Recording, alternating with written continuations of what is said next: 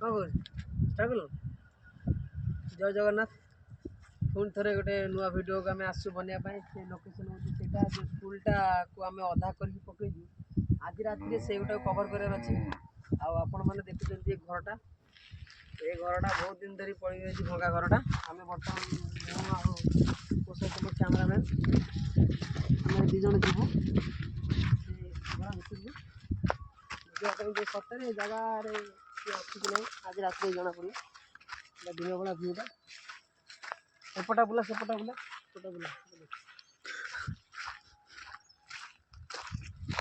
ସେଥିପାଇଁ ଭାଇ ଘର ବହୁତ ପୁରୁଣା ଘର ହେଲା। ଭାଇ ଗୋଟେ ଆଗରୁ ରହୁଥିଲେ ନା କ'ଣ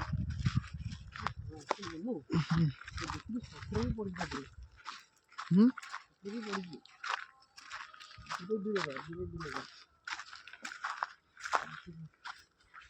ଜାଳ ଫଳ ବି ରଖିଥିଲେ ହେଲା।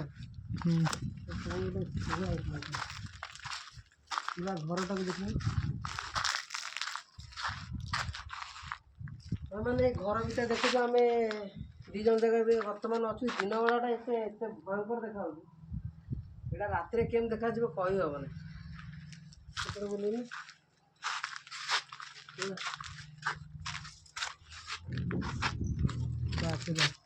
ନିଜର ଘର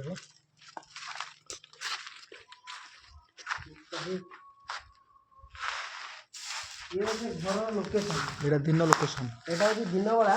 ରାତିରେ ଆଜି ଏଇ ଜାଗାକୁ ଆସିବୁ ଆମେ ଆଜି ସୁଟ୍ କରିବାକୁ। ଖାଲି ଘରଟା ଦେଖନ୍ତୁ କେମିତି ଅବସ୍ଥା ଘର ହେଇଛି।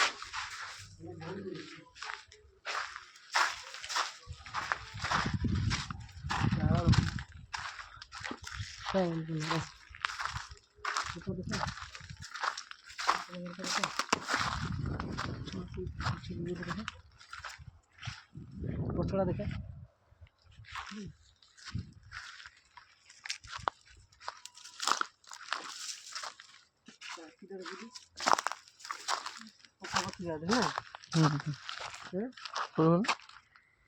ଟାଙ୍କିଟା ଖାଲି କେମିତି ଦେଖାଉଛି ପଛ ପଛରେ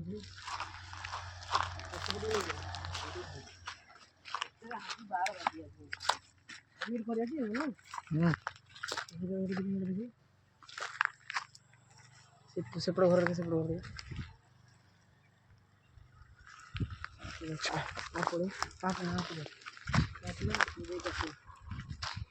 ଘରଟା ମୁଁ ବାହାରୁ ଦେଖା